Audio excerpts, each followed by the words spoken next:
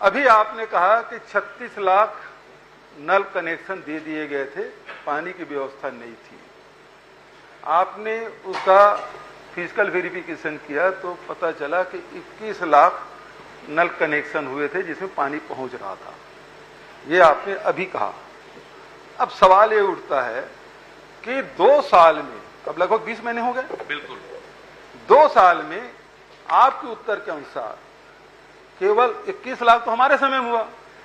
बहुत काम करने वाले हैं आप, और 2 साल में केवल 10 लाख आपने कनेक्शन दिया।